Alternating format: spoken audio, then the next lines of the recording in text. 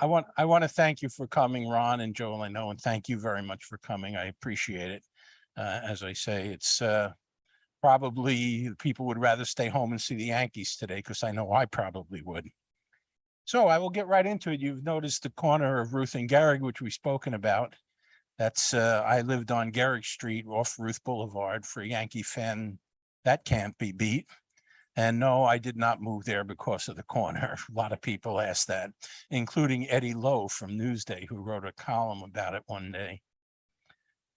I wrote for 18 years for the Yankees Magazine, as we were just talking about. And it was, I wish I could tell you that I got it through hard work.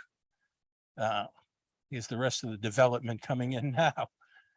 I wish I could tell you that I got the job through hard work. When I was in school, I had great grades, but it didn't work out that way. I was not a real good student. I came upon it by accident.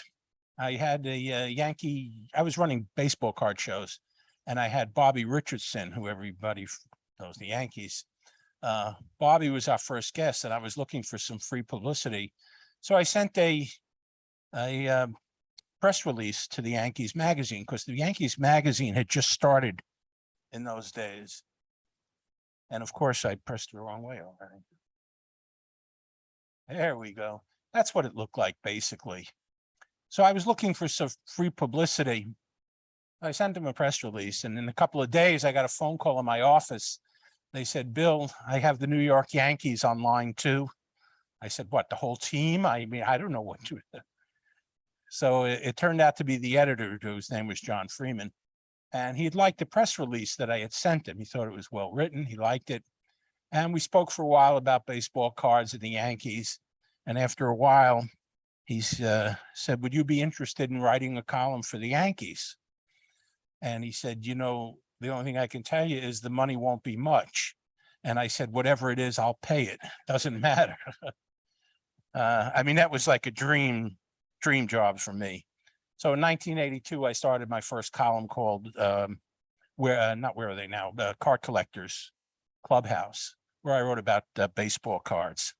And the rest is history. I stayed there for 18 years, which was fairly good. I want to start with Phil Rizzuto. It's really not so much to do with the Yankees Magazine per se, as it does. Phil Rizzuto was responsible for my very first memory as a child in baseball. I was about 5 years old, and my father had gone to Macy's and bought our Yankee uniform for my brother and I. And I couldn't believe it. I was so excited, but I didn't have a number on the back. In those days, they didn't put numbers like they put 99 now or 7, whatever it is. It was just a blank thing. So my mother said, "That's all right. I'll take some ribbon and I'll sew it on for you." I said, "Oh, that's great." She says, "What number do you want?" So I said, "Phil Zizzuto's number," not Rizzuto, Zizzuto. I was 5 years old. And she said, "Okay, what's his number?" I said, "He's 10. Well, she says, "How about we pick somebody else?" Why? It's easy to put a number 1 on sewing. Sewing a 0, not so much. So she said, "Maybe we'll use somebody else." I said, no, Zizzuto's good. And we went back and forth for about 20 minutes before she finally made me that offer I couldn't refuse. "Pick another number or no uniform number." I said, "All right, give me Yogi Berra." "Great. What's his number?" 8. 2 numbers. True story, an absolute true story. My mother saw that and she said, in all her wisdom, "I'll give you 10. I thought I had won the argument, but I really didn't. And that was my first memory of baseball and the Yankees, was that story with Phil Rizzuto. A lot of people don't know. I mean, people know his nickname, don't you? Scooter was his nickname, but a lot of people not aware of where it came from. And when he was playing in minor league baseball in about the late 30s, he was playing for a guy named Billy Hitchcock, a Southern guy, a lifer in baseball. And he saw him in a spring training game down there, hit a double, and he ran to second. Then he came home on the play afterwards. And he said to Rizzuto, "You know something, man? You ain't running, you're scooting. And everybody started calling him Scooter. And when I interviewed Phil for the Yankee yearbook later on, he said, with the exception of Cora, his wife, he said that was the best thing that ever happened to me, because it gave him an identity. That Scooter gave him the identity that a lot of people don't have. So that's my Rizzuto story. One of the perks of the magazine, working for the magazine, I was able to go in the clubhouse and talk to the players. And needless to say, my favorite day of the year was Old Timers Day, because I saw the players that I watched. And in 1982, the first year, the editor put together this piece. It was a centerfold. It actually started as a newspaper format. And I had one thing in mind. I wanted to get this autographed. From hell or high water, I wanted this entirely autographed. So I got about 4 or 5 signatures on it. And a security guard walked over to me and said, members of the media are not permitted to get autographs. So that shot down my plan. I was just starting to pack up my paper here when I felt a tap on my shoulder. And I turned around and the guy says, who's this good-looking guy over here? Well, needless to say, I turned around and who's in front of me? Roger Maris. Now, I had never met Maris. I'd met a lot of the players before, never met Maris. And Maris had gotten a bad rap in the newspapers, because he was harassed and harangued by the media. He is one of the nicest people you will ever meet. So I told him what this was all about and who I was. And he said, would you like me to autograph it for you? And I said, I would love for you to autograph it. But the security guy said, I'm a member of the media. I can't get autographs. He says, I'm not a member of the media. He picked up the magazine and off he went. I didn't know what he was doing. About 10 minutes later, he came back with 7 additional signatures from 7 of the ball players. Now, he didn't know me, but he did that for me. And it was something, I will certainly not forget at all. That was my first Old Timers Day. And once you, after a while, you have to clear out the clubhouse, the media. So it was up to the press box. I had never been up to the press box before. This was like an enormous thrill. In order to get to the press box, you have to take an elevator. This is the old Yankee Stadium. In 82, it had been refurbished, but it was the old stadium. So I'm standing there all by myself, nobody around. Elevator comes down, the doors open up, and I look in, and of course, all right. Could I backtrack for a minute? I should have moved this down. I just wanted to mention one more thing about Roger, and then I'll get to that. This is a picture in the New York Times the day after he hit his 61st home run. I'm sure people have seen this picture. Here he is, just making contact with the ball. And as a kid, I never noticed it until much later. That's the auxiliary scoreboard, the back. Blew it up on that side. It was 1-0 Yankees. Do you know what the final score of the game was? 1-0 Yankees. So when he hit this ball, the scoring was already done. So this is a fake picture. It's the first example of fake news that I've ever seen. So I wanted to throw that in. Okay. So now we're going to go back to the elevator. And the elevator doors open up, and it was not Roger Maris. I'm going the wrong way again, aren't I? Yeah, there we go. There it is. George Steinbrenner, the boss. Now, if you think that, if you've ever been in the presence of royalty, I mean, this is bigger than that. It's bigger than DiMaggio. In fact, you know what? I should be able to go back one. I'm all mixed up here. Something about DiMaggio before I left the clubhouse. I wanted Joe DiMaggio's autograph. I had figured out I'm going to be nice to him right from the get-go because he had a reputation.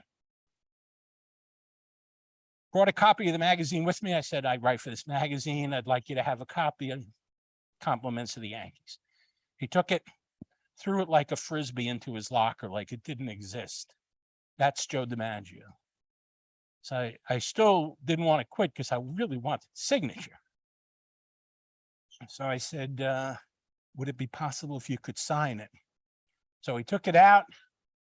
Where's my picture? Just like that, no, that tone. I said, it's this one here. He says, no. He says, my picture is always on top, and don't you ever forget it. That was Joe DiMaggio. He didn't sign here. But if you look up at the corner, Joe DiMaggio signed up right at the corner there because he refused to sign it otherwise. And if you have any questions about Joe DiMaggio, I'll be happy to answer them to the best of my ability. So now we're back to George in the elevator. And he was there with one of his cronies or his people and me, and that was it.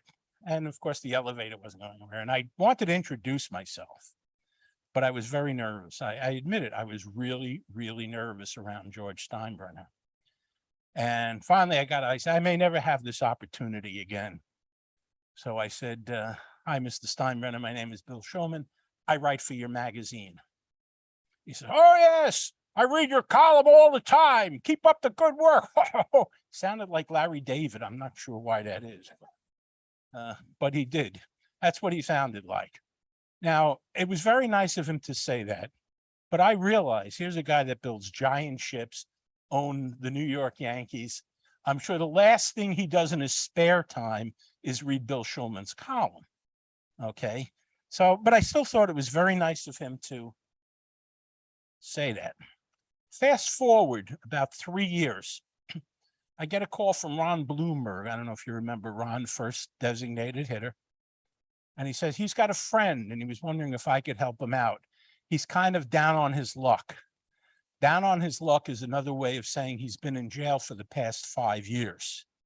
Okay. And it happened to be Rusty Torres. I use this picture to introduce Rusty, number one, who's really a very nice guy, just a little whacked.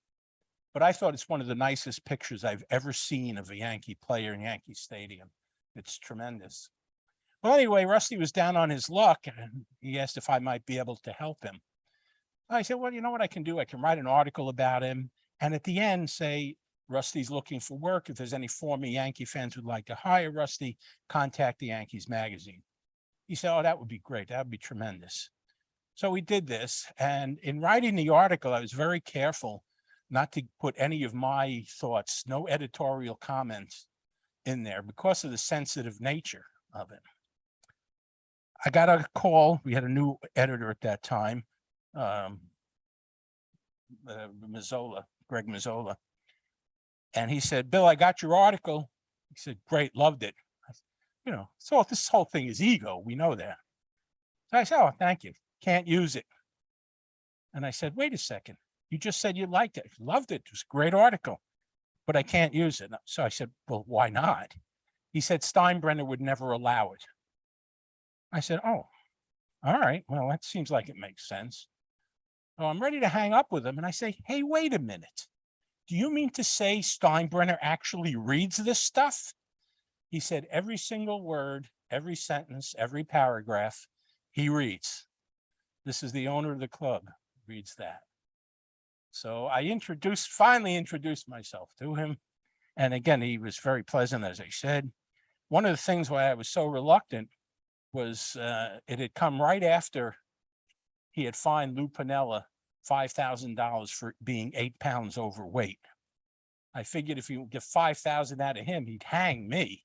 So I was very nervous, but he turned out to be a really nice guy. And I am totally thrilled that I did it. I met him, like I said, you know, you couldn't get an opportunity like that again.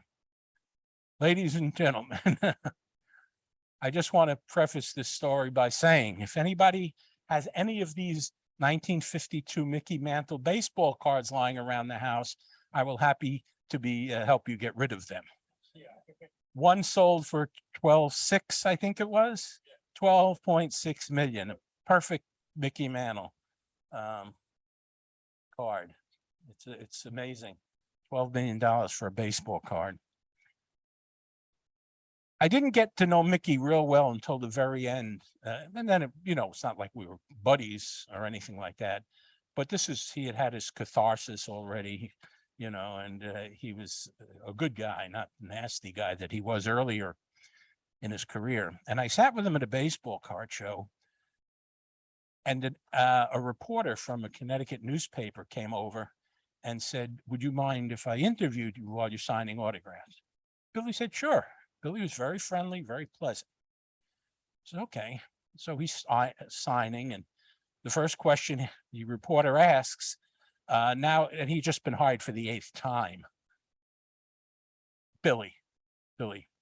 And he said, "Are you going to do anything different this time around?" The reporter asked Billy. And Billy's response was very simple and polite. "Why should I?" That about says it all, right? So the guy starts going into some long story. Well, you've been let go 7 times and you had a lot of problem with the thing. So I was just wondering why, if you might do things different. Billy says, "Why should I?" Well, this went on for about 5 times until Billy, on the 5th time, when I saw the vein in his neck starting to grow, he said to the guy, "How many times are you going to ask the same question in different words before you realize that I'm not changing the answer?" And it was at that moment that I appreciated just what Billy Martin went through. So, because I was not a Billy Martin fan, but I did appreciate it. In any case, so we're back in to Mickey Mantle, and Billy had left and Mickey came in. It was a tremendous show, and I got to sit with Mickey. And there's a question I want to ask him I thought was kind of sensitive, but I was going to do it anyway. And the question was, they had just retired Roger Maris' number and Elson Howard's number also for the Yankees. And I said, "Mickey, you had your number retired, along with Ruth and Gehrig and DiMaggio. The fact that they're including a lot more players now, do you find that diminishes the honor a little bit to you?" I never thought he would say, "Absolutely," that it doesn't mean nearly as much as it did when it was just the elite few. And that's what it's become. The Yankees have had 20-something numbers retired. I always say there's tiers. You got the lower tier, you got good players, you got really good players, you got great players, but not enough. And then you have the Mantles and the Ruths and the DiMaggios, his personality notwithstanding. But I was kind of surprised that he gave that answer, and it was apparently totally truthful. When I had the baseball card shows, we spent a lot of time the night before, usually just talking with the players who were there. And it was, just a big thrill for me. And we would ask pretty much the same questions, one of which was, who was your favorite teammate? I was curious. And there wasn't one person who answered anything other than Mickey Mantle. Now, he was difficult with the fans at times. We know that. But as a player, he was the ultimate teammate. In fact, on his plaque in the stadium, it says "a great teammate." And just to show you what kind of respect they have, I could use these two as an example. Tom Tresh, who never really panned out the way everybody hoped he would. Tom Tresh had a son. Son was in the Yankee organization in the minor leagues for a few years. And his son was born on October 19th. Mickey was born on October 20th. Tommy Tresh idolized Mickey Mantle growing up. And when he got to the Yankees, they gave him a locker right next to Mantle. He said he was thinking about it, but the catch came when the baby was born, when his son was born, and he weighed 7 pounds, 7 ounces. He said that was it. And so that's why Tom Tresh has a son, Mickey Tresh. Next to him is Jim Coates, who was, a relief pitcher, who else turned out to be a really, really nice person, despite his press clippings. Jim went one step further with his son. He named his son Mickey Charles Coates. He threw in the middle name too. He was quite a character, Jim Coates. I remember one time he told me that, he was quite a hitter in 1960. He batted 250, which for a hitter, for a pitcher is a good batting average. Said the following year, he batted 029. Now, I don't know if that's the record for the greatest drop in one season ever, but it's probably right up there. And I think it was the 250 that was the aberration, really. But he was interesting.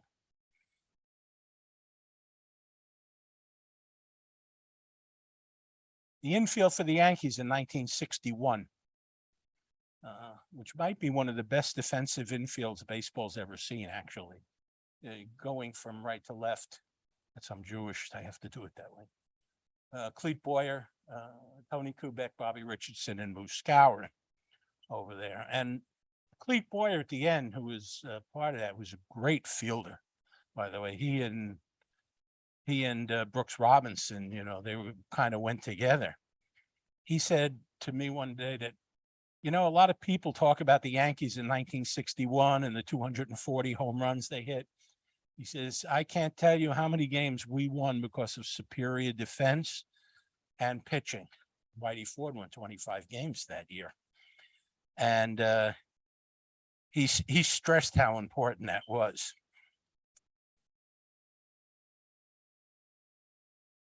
Probably one of my all-time favorites, Bill Moose Skowron.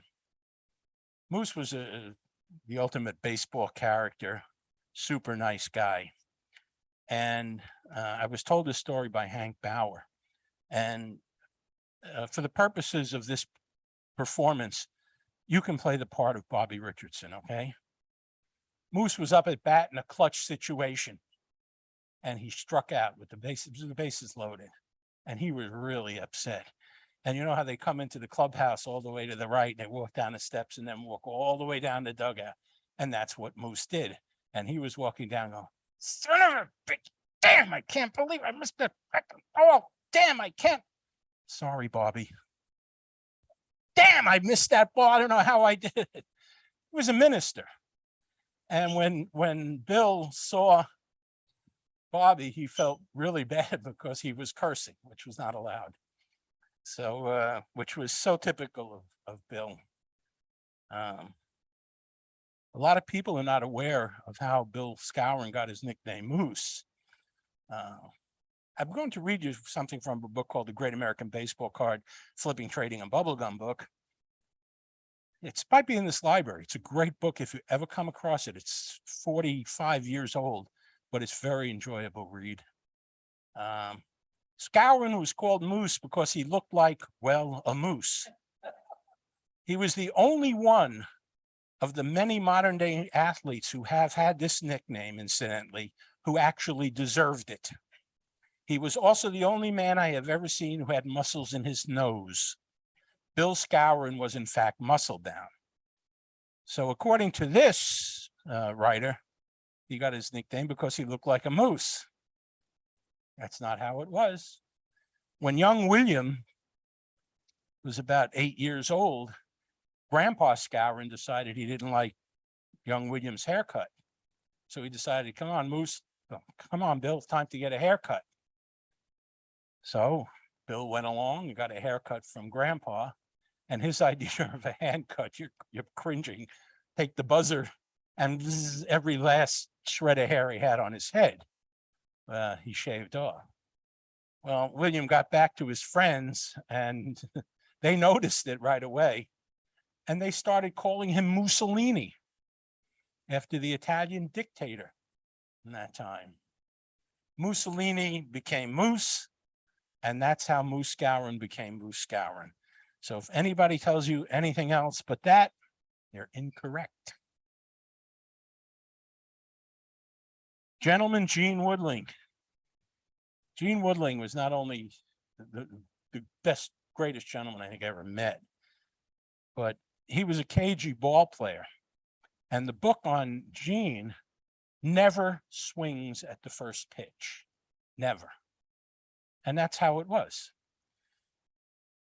When I saw him, we were having dinner and I started asking about, he smiled. He says, I know what you're going to ask me about the 53 World Series.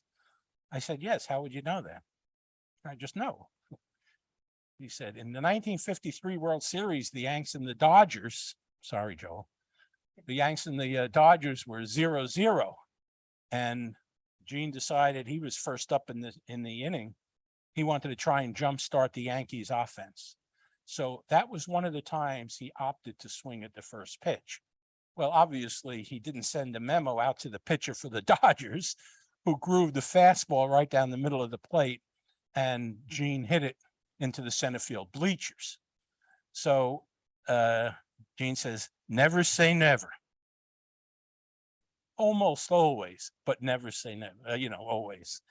And the Yankees went on to a 11-7 victory in that game.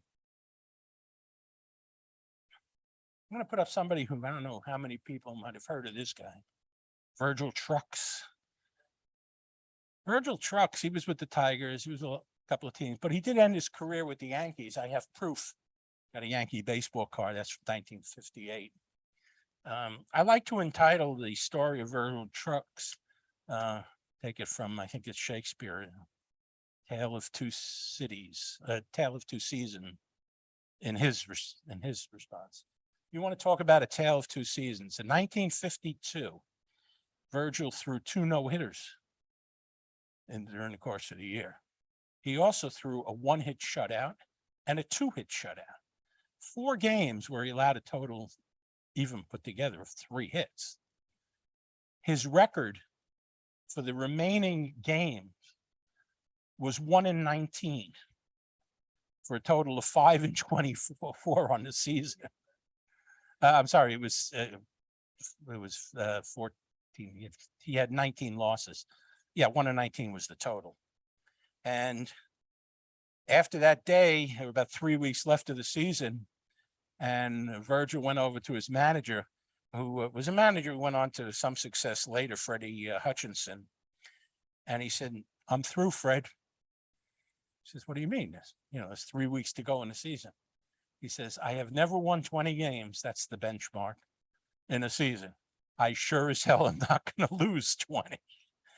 So Hutchinson kind of empathized with him and said, all right, I'll tell you what, don't tell anybody what you're doing. I won't say anything, but I promise you, you will never come into a ball game in the last 3 weeks where you could be charged with the loss, no matter what happens. Either he'll come in with his team behind or however it is, but you will not get it. And so he finished the last 3 weeks of the season under those conditions, which I thought was really kind of interesting. I just mentioned in 1961, the Yankees, they had 240 home runs. 6 players were responsible for most of them. And this is a picture of 6, starting with Roger on one side, and then Yogi and Mickey and Elson Howard. I can't see over there, Bill Skowron and John Blanchard. What I found interesting about this picture was these are great sluggers. Here, here. Not so much. John Blanchard was a good player. He was a, third stringer. But there's only one player out of those who are who in the records hit 4 consecutive home runs in 4 at-bats. And that was John Blanchard. None of the others did that, oddly enough. So I had asked him, because he came as close as you can get to doing a 5th consecutive home run. He had hit a home run in pinch hitting in Boston one night. Next night, same thing. So he had those 2. First 2 at-bats against Chicago. The next day, he hit home runs. So now he was coming up with a chance to break the record. He hits one in right field. That's going to be really close. Could go either way. The White Sox had an outfielder, Floyd Robinson, who was a really, really good outfielder. And he went back as far as he could with that low porch in Yankee Stadium, leaned, kind of jumped into the second row and backhanded it and caught the ball, came up with it, which robbed Blanchard of the chance to be the first and only player to hit 5 consecutive home runs. So I said to John, you must have been really disappointed. He said, no, I wasn't really. I was relieved. I said, what are you talking about? He was so mesmerized by the possibility of breaking this record. He never left the batter's box. He stood in the batter's box and watched it go. He said, if that ball came out, he would have been thrown out at first. And how would I explain that? So he felt a sense of relief that it didn't happen, which is kind of a strange way, but you can understand it. His status as a part-time player really came into the fore in 1962. The Yankees were playing Cincinnati Reds in the World Series. And he played in the first game, and he said he went 0 for 4, and it was a weak 0 for 4. It wasn't anything impressive. And he was convinced that that was going to be it for him in the series. So for the game went, 2, 3, 4, he was on the bench. 5th game, which became the final game, he just out of force of habit goes and looks at the lineup card. And he said, there was my name in the lineup card. He couldn't believe it. He thought that the Yankees were just kind of playing a gag on him. He said, I said, well, why would you've played before? He says, yeah, but not only was I in the lineup, but now I was batting cleanup. He said, now they've got all of these guys. And, for him to clean up, he couldn't believe it. Finally, he confronted Tony Kubek. He figured he was the likely candidate. And Kubek said, I didn't do it. In fact, that's Ralph Houck's handwriting. So he did it. And he said he was so pumped, he came up to bat 5 times and got on base 5 times. He hit a homer, a double, a single, a walk, and got on an error. He said he's never been more pumped up for a game in his entire life.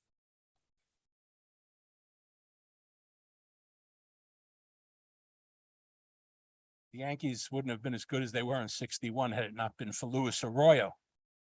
Louis was the relief pitcher who picked up Whitey Ford a lot. And I'd like to throw out a trivia question, just big Yankee fans who know everything about the Yankees. And I tell them, give me the name of the one person most responsible for Luis Arroyo becoming Yankee. Nobody can come up with the answer. And so when I tell you the answer, you're going to know why. Fidel Castro. Now, how does Fidel Castro affect Luis Arroyo? Luis Arroyo was the property of the Cincinnati Reds, playing in their minor league system, which included a team in Havana called the Havana Sugar Canes. Okay. The Yankees were interested in him because he was developing this pitch called the screwball, and they were interested. Well, in 1959, when he was down there, things started getting a little gooey in Cuba. And the Reds, intelligently enough, decided not the best place to be, moved the team out of there. And they moved them to Jersey City, New Jersey, where there was a stadium there, and they played some of their games there. So the Yankee scouts said, you know what? He's up here now. Let's go take a look at him, see what he got. Goes over the Yankees. They like what they saw. They signed him. And for the next 3 years, he was a standout pitcher for the club.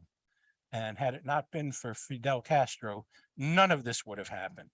So it's a trivia question you could really stump somebody on if you really want to. I think you get a chuckle out of the next thing just because people generally do. Yeah, very little reaction. Sparky Lyle. I wrote in my article when I interviewed Sparky that Sparky was flakier than a winter in Buffalo. He was the quintessential flake. He was a character. And I interviewed Sparky, and the first question I asked him was, he used to come out of the Yankee bullpen in a bullpen car, a Toyota. And then the music started playing. And what were they playing, Bill? Pomp and Circumstance. That's right. When he came into the game, they started playing Pomp and Circumstance. So my natural reaction when I saw him is I said, Sparky, that must be a great feeling. I didn't like it. I said, how can you not like it? It's like 50,000 fans yelling and screaming and singing. And he says, I didn't like it. Why? I'll tell you why. Now, slow down for this. It's a strange one. He said, let's just suppose that somewhere in Yankee Stadium that day is a man from England. And he's come to his first baseball game in the United States. The car comes out in the middle of the game. Some guy gets out and they make this whole big deal like he was a king or something. He said, if I went to the mound and got my butt kicked, I couldn't stand the embarrassment. So you mean you didn't like? Not at all. I told him to stop playing it. That's the Sparky Lyle way of thinking, which I get a real kick out of. Does anybody know what Sparky is best known for in the clubhouse? Well, Sparky had a little habit. They would have a birthday cake, big birthday cake. And Sparky used to like to sit on the cake and ruin the cake. That's compounded by the fact that he didn't want to dirty his uniform. So he dropped his pants and then sat on the cake. Now, I told you he was a bit of a flake. All right. Now, that having been said, when I saw this picture, which is relatively new to my program, something struck me when I saw this. Look at his chin. Look at his chin. I realized he didn't have to get rid of his pants and sit on the cake. He could have just stuck his chin in there, gotten the same effect, and had a nice clean piece of cake to eat. I mean, it was just, I couldn't believe that when I saw it. But he was a super duper guy. I have Johnny Sain up on the screen for only one reason and one reason only. Johnny Sain was a great pitcher. And in 1947, he was working for the Boston Braves. They were trying to clinch the pennant.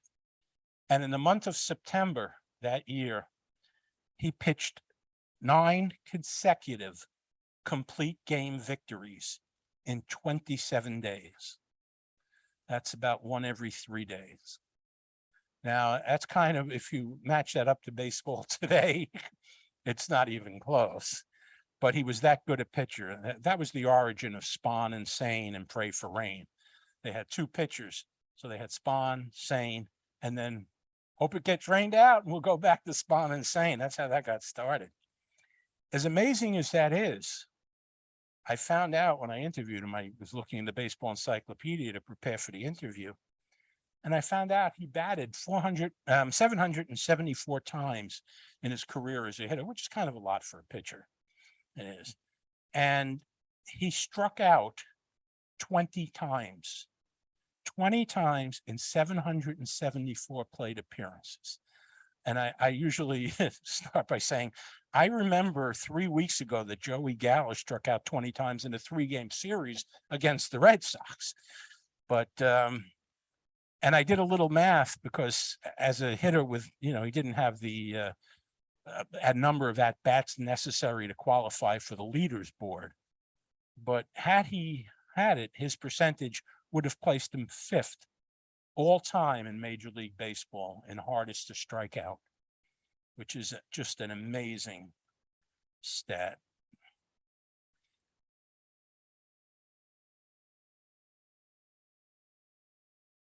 Jim Delsing. Jim Delsing, when I went to interview him, he was a Yankee for about 2 years. Not much of a, he didn't have much of a record with the Yankees, but people like to know what he's doing.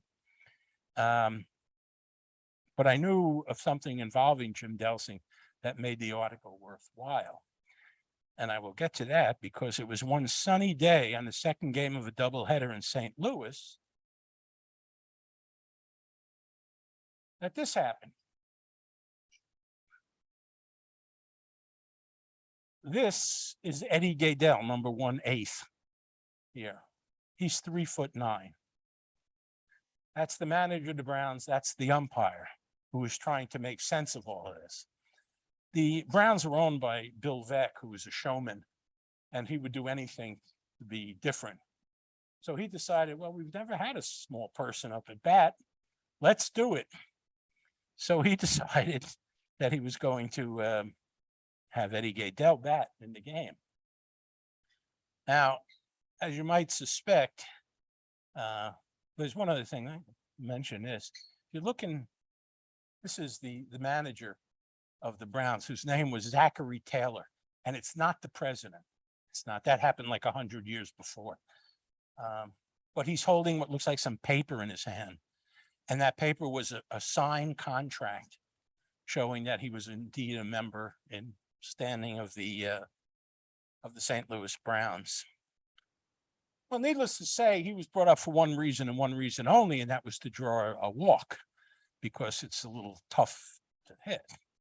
So in the cover, just to put it in better perspective, this one will do it. Now that's probably a better picture. Here the catcher is on his knee and he still towers over him. So I asked Delsing, who was a member of the team at that time, what if he would have hit? He said, oh no, he wouldn't hit.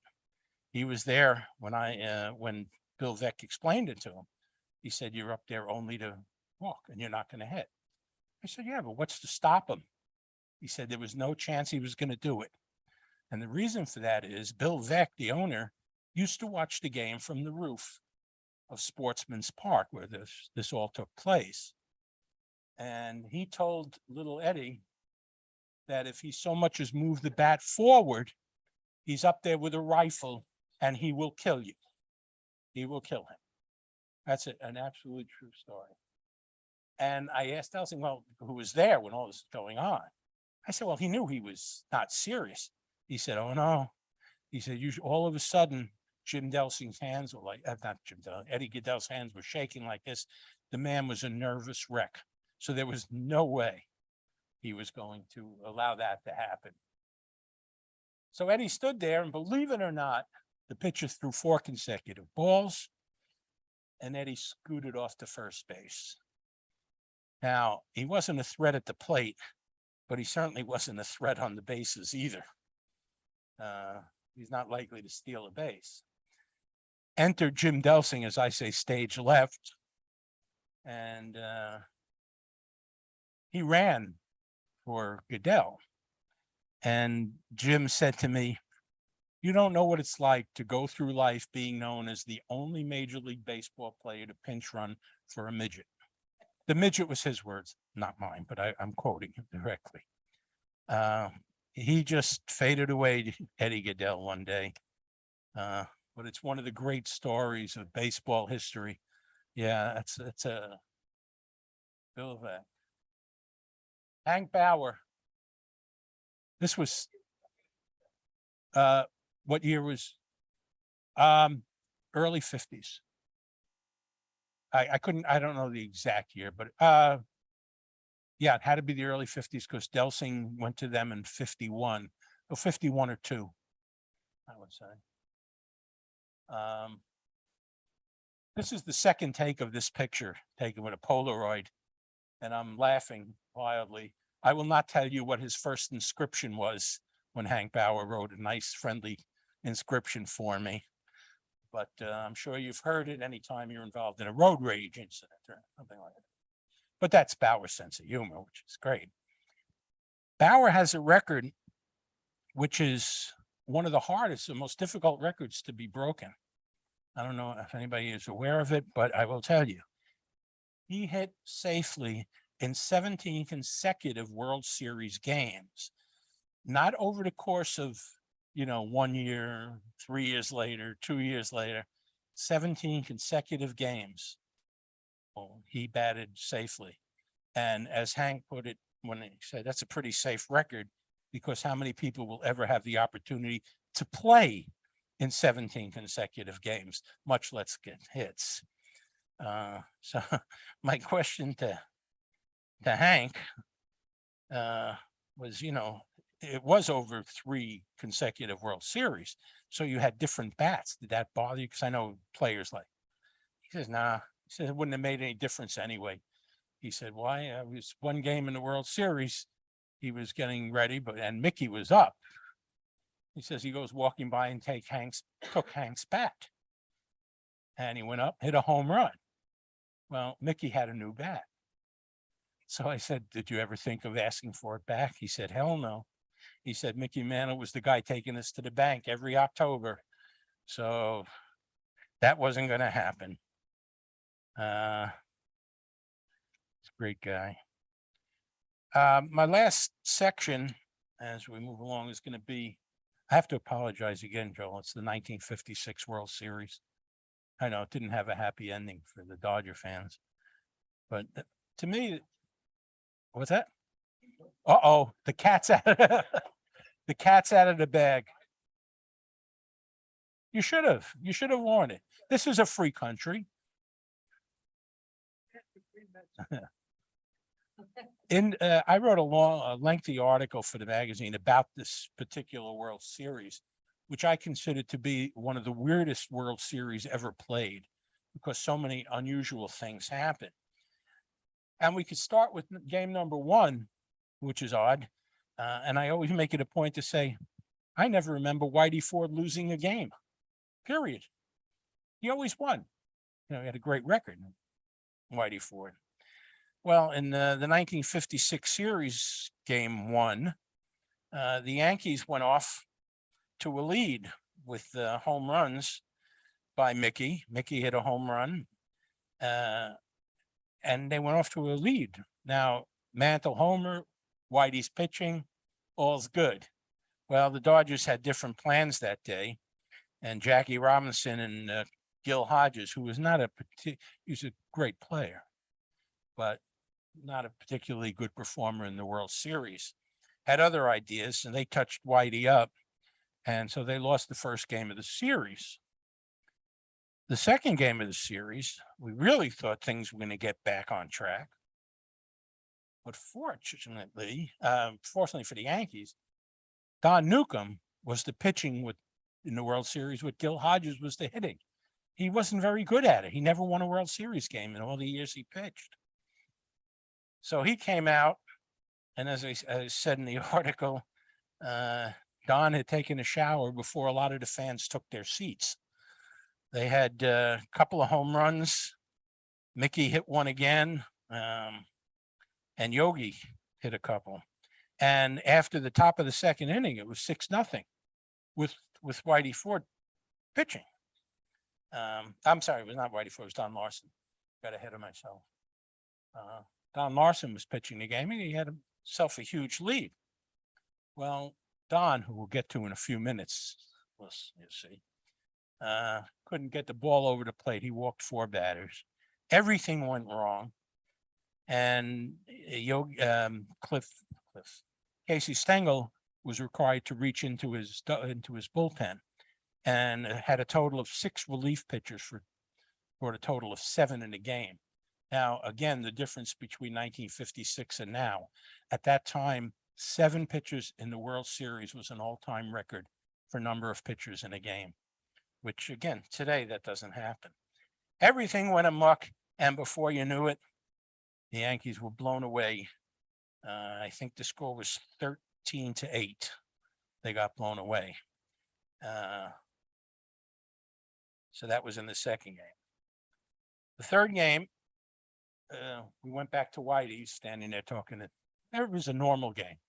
Nothing unusual happened. The Yankees won. Whitey had a good game. And in game 4, Tom Sturdivant pitched a complete game. So now Whitey and Sturdivant pitched complete games after the record was set for most relief pitchers. Do you know that Mickey McDermott, who was the 7th and last pitcher to pitch in game 2, was the last relief pitcher to come into the game for the Yankees in the rest of the series? They had 5 complete games to finish out the series. So now we're stuck at 2 games apiece, and we go into game number 5, which we all know was Don Larson's perfect game. What made it interesting is Don Larson had a below 500 record. It was about 81 and 91. Walter Johnson had more shutouts in his career than Larson had victories. I mean, he was not a superstar, but he was that day. To fully appreciate the enormity of this, I'm going to give you a few little stats. It was the 5th game of the World Series, which everybody knows is a very pivotal game. It's a lot of pressure. Wow. The Dodgers were the defending world champions. They had won in 1955. So the Dodgers weren't chasing the Yankees. The Yankees were really chasing the Dodgers. The Dodgers lineup had 5 players who ultimately went into the Hall of Fame: Roy Campanella, Gil Hodges, Pee Wee Reese, Jackie Robinson, and Duke Snider. So they were all in the lineup that day.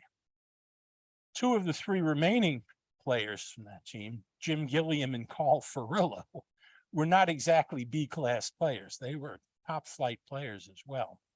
And the last out of the game was a pitcher, Dale Mitchell, a player who batted .312 in his career.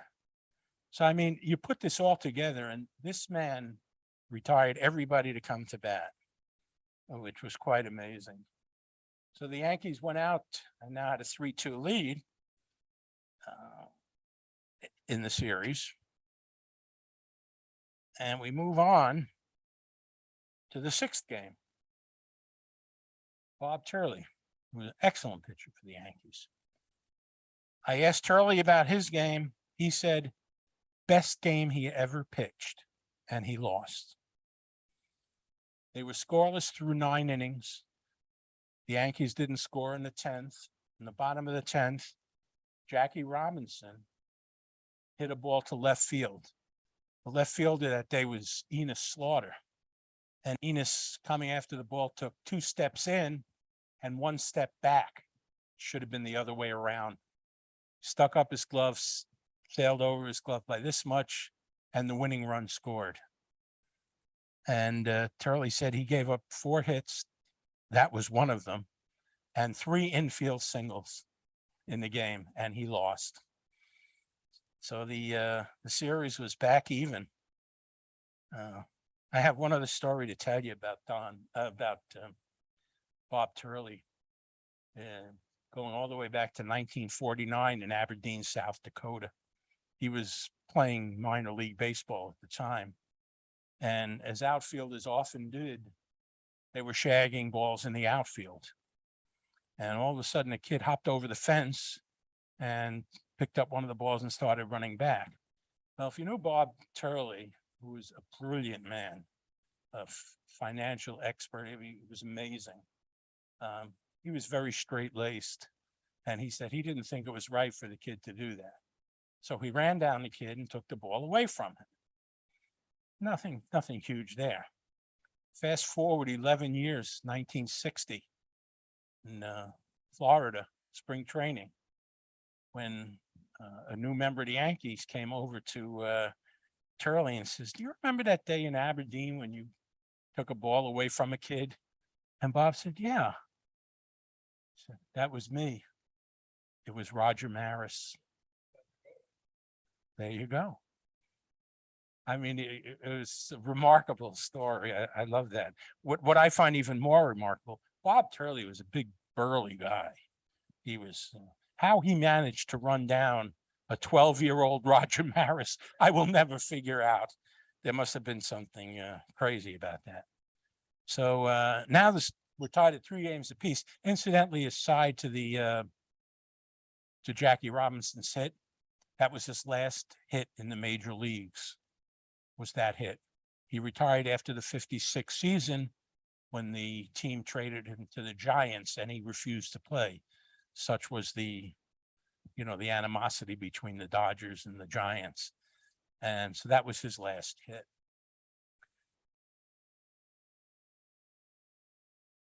Brings us to Game 7, the World Series. Everybody was asking Casey Stengel who's going to pitch. And Casey, in his own inimitable way, I'm not sure yet. And this went on until less than 1 hour before game time. They usually announce the pitchers well in advance.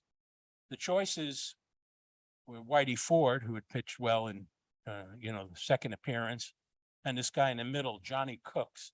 Johnny Cooks' first season was in 1956. Had a great season. He was 18-9, but he was a young kid. Whitey Ford had years of World Series experience. So everybody figured Casey was just playing around, Well, the old professor, which was Casey's nickname, the old professor, a lot of people thought it turned into the nutty professor when he announced that Cooks was going to pitch the game. And what Johnny did was pitch a 3-hit shutout against the same lineup. It's tremendous. And the Yankees won, as you could see, 9-0. There was an interesting little sidebar to that game. As I mentioned, Newcomb did not pitch well in World Series, as great a pitcher as he was. And the first 2 home runs, there were 2-run homers, came off the bat of Yogi Berra. And the Dodger fans in the stands were so incensed, they were booing him unmercifully.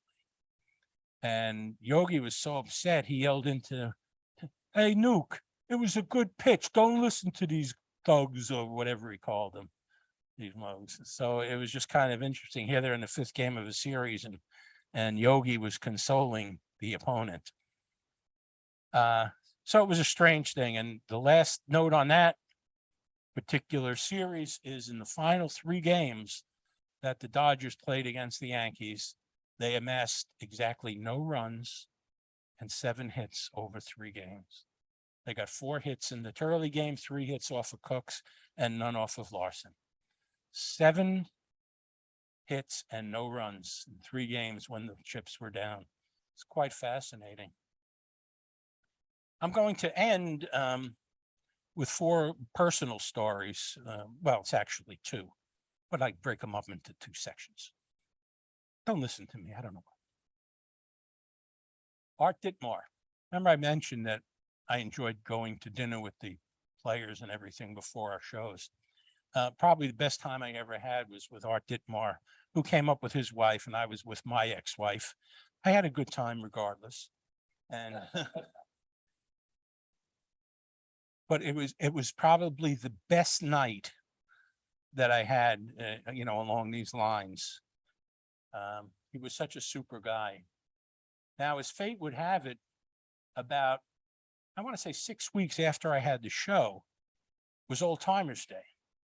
And of course, on Old Timers Day in those days, you know where you're going to find me, in the Yankee Club. So I get to the clubhouse. It was already open. There were people in there. And I look across the way, probably this far over to the far corner.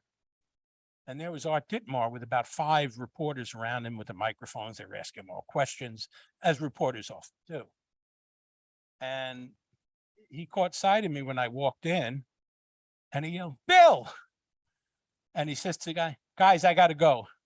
And he, went across the locker room, gave me a guy hug, and, asked how I was. Now, if you don't think this is something special, it is special. It's as good as it gets that he would do that for me. And again, it's all an ego thing. I get that, but I don't care because it meant a lot to me. But the best story of all involved Dave Winfield. Early on in my career, I was writing the articles. Kip Ingle was the editor at that time. And a friend of mine had given me tickets to Yankee Stadium for the game on a Saturday night. And my daughter, Stephanie, is the only person in the world crazier about the Yankees than I am. I mean, she's out of her mind. She would be here tonight, but she's not giving up a ball game. Well, anyway, her favorite player was Dave Winfield. So I got this bright idea. I called Kip and I said, "Kip, I'm coming out to the game Saturday. Is there any way we might be able to have Stephanie meet Winfield?" I figured, what the heck, So he said, "Sure." He says, I'll see you there, and the whole thing will be set up for you." We get there, and sure enough, Kip came out of the Yankee dugout. We went down to say hello to him. He said, Here's what's going to happen. I'm going back inside. I'll be coming out in about 20 minutes. When you see me come out, okay, you come down to the owner's box and we'll meet you there. And Winfield will come over shortly thereafter. No problem. So we had about 20 minutes to kill. So I said to Steph, let's go out into right field during batting practice. Now, I went to a lot of games as a kid. My father never caught a ball. I had a lot of opportunities, but he messed up every single one of them. I know that sounds cruel, but it's, yeah, that's what it was. Well, all of a sudden, I'm out there and I see a ball and it's launched by Ken Griffey, not Ken Griffey Jr., his old man. And I said, Steph, move aside. Because I had a fairly good, ability to catch fly balls. And this one was coming. I wouldn't even have to move, coming right towards me. And as the ball is working its way, all I'm saying is, don't blow it like your father did. Don't blow it like your father. I was talking myself into catching this ball. Ball came down. I had it right up here by my chest. Believe it or not, I had 2 black and blue marks from it. Those things come in hard. And I caught the ball. And I gave it to Stephanie. And that was amazing. I mean, I never caught a ball in my life. And now I had one for Stephanie. So I told Stephanie as we were walking back, because it was getting close to that time, I said, by the way, no autographs. You can't ask Mr. Winfield for an autograph. He said, it's okay. Because she was pretty good that way. So we get down into the owner's box, Kip had come out. And sure enough, within minutes, we see Dave Winfield walking right towards us. And Stephanie she just couldn't believe it. And he came over and he said, hi, Stephanie. I hear you're a big fan of mine. Now, he couldn't have said anything that was better than that. He made this visit about her. It was amazing. And he asked her about school, and he asked her about how she likes the Yankees and all this. And after a few minutes, he said, I see you have a ball there. She was holding the ball. And she said, yeah, my father caught it. Ken Griffey hit it. And Winfield said, would you like me to autograph it for you? I remember I had read it right. So Stephanie gives me one of these. And I said, if Mr. Winfield offered, it's okay. You can have the ball autographed. And that ball still sits in Stephanie's living room. That's where it is right now. Stephanie, best wishes, Dave Winfield, with a little NY that he put in there on the side. And I rate this as my #1 thrill in baseball for the simple reason that for one day, I was the best father on earth. Nobody was better than me that day. I thank you so much for coming. Anybody have any questions they'd like to ask? I'd be more than happy to answer it. I'm sorry? Okay. I'm sorry, Joel, I can't hear you.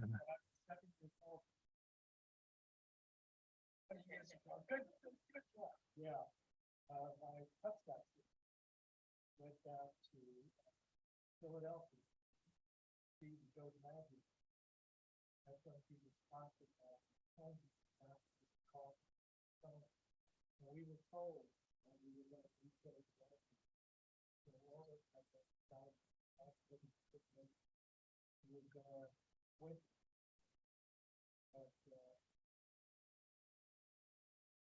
Joe DiMaggio was not a nice man. That's about all I could say. There were very few. I was fortunate enough to meet a lot of players. I interviewed 113 different players over the years, and 95% of them were great. Another one that comes to mind is I'm not hitting it off with it very well. Wade Boggs had to do an article on bats. I said, my editor said, do an article on bats. I said, well, what about him? He said, you're the writer, you tell me.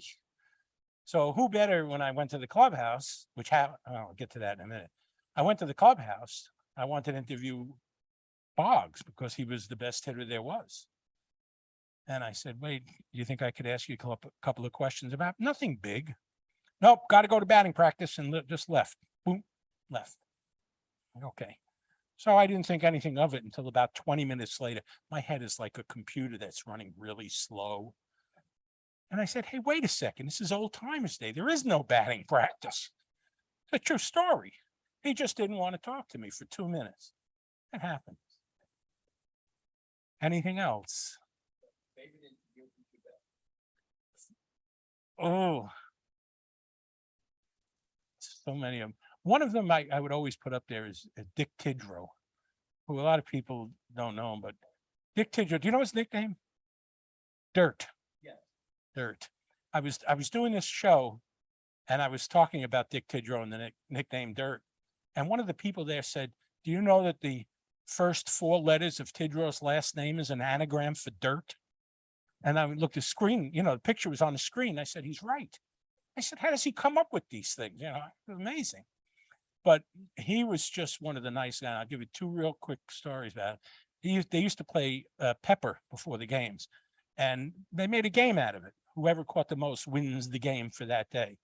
Well, Dick Tidrow was, by his own admission, the most competitive person on earth. And whatever he did, he had to win. And so he played this game to win it, even though it was just a warm-up game. So he'd be diving for balls when everybody else would be looking at him and everything. And he said he would come into the clubhouse, his uniform was completely covered with filth. And the clubhouse man, Sheehan, I guess it was, Pete Sheehy, said, you're the dirtiest guy I have ever seen. Doc Tidrow, not Tidrow. Doc Medich, I'm losing all my mind here. Doc Medich was there and he started calling him Dr. Dirt, and Dr. Dirt just became Dirt. But the question about Tidrow and why it was so interesting, I asked him about, Reggie Jackson. I said, come on, I won't tell anybody. That was a lie. If I had something good, I was going to tell him. No, I really didn't. I said, what was Reggie really like? He said, which Reggie? I said, what do you mean? He said, the 2 of us would go out to dinner together. He'd be thoughtful. He's intelligent. He's kind. He's friendly. All of those things. You put him in a crowd of more than 3 people and he becomes the biggest. You can fill in any word you want. Begins with an A. That there is. He said he just has to have the focus on him. I just thought it was amazing. Yeah, but he was, he was a great guy. I loved Tidrow.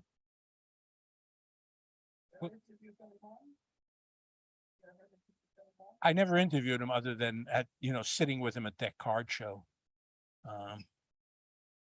As I said, until that day, I really didn't much care for Billy Martin, even though he was the manager of the Yankees. I will say this, it was not Billy Martin who slugged that guy in the Copa that he got blamed for and ultimately got shipped out of town. Hank Bauer.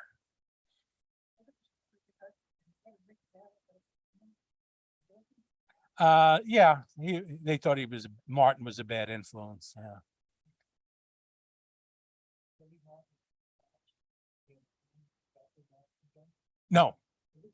No, that was, let's see, it would be about 50. I'm backtracking, about 52 or 3.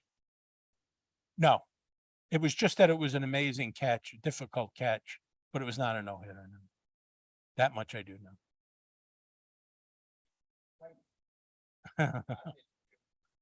You mean besides Zizzuto?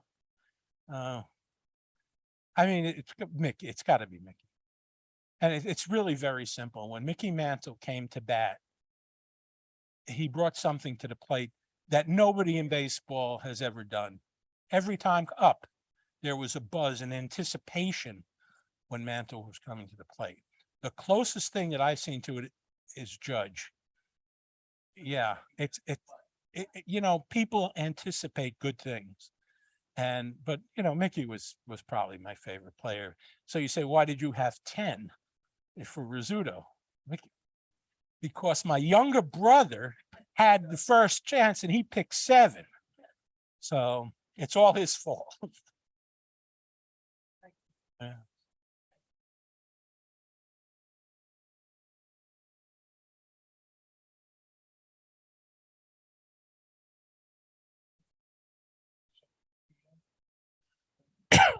Who passed away? Oh.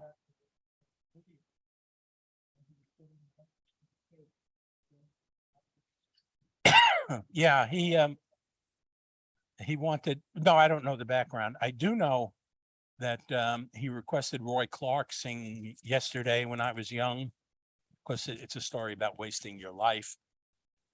And he did that. And also I remember that Bobby Richardson gave the the eulogy at his funeral. He spoke for about 20 minutes, no paper, nothing. And he was about as eloquent a speaker as you could ever imagine. So that's a thing that will definitely live with me.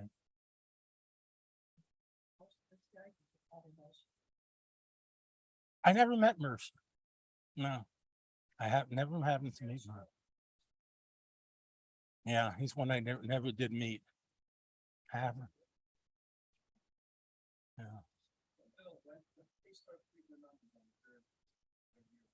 29, I want to say.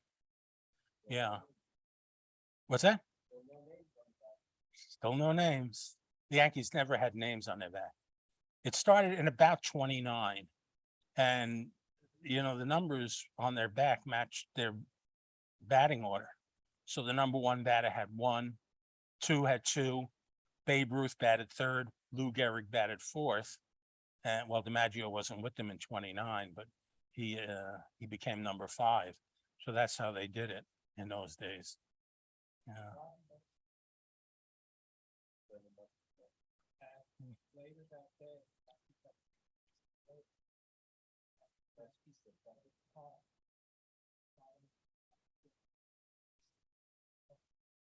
There's another trivia question. There's another trivia question for you real fast. Who signed Thurman Munson to a Yankee contract? Who was the scout that signed him? I'll give you a hint. You saw his picture before, and he almost never swung at the first pitch. Gene Woodley. He was a good friend of Munson. Yeah.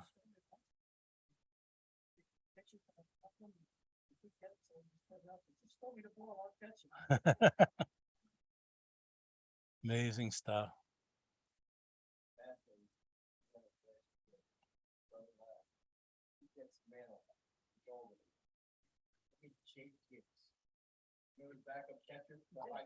Nice man. I had a very similar experience. The first bat day, I have to admit I lied about my age. I think it was 14 and over, and I told him I was 14. I was really a little older than that. And you ever remember Ross Moschito? He was Mickey Mantle's caddy. He played for Mantle when Mantle was getting older. And I got a Ross Moschito bat. And I actually interviewed Ross Moschito. Was one of my interviews that I did. And I told him the story, and I said, I was the owner of a brand spanking new Ross Moschito bat, an official Ross Moschito bat. I said it was crystal clean. And he said, if it had no hits on it, then it had to be official. Thank you so much again for coming. I really enjoyed it. No, thank you. You guys were terrific. Thank you so much for coming.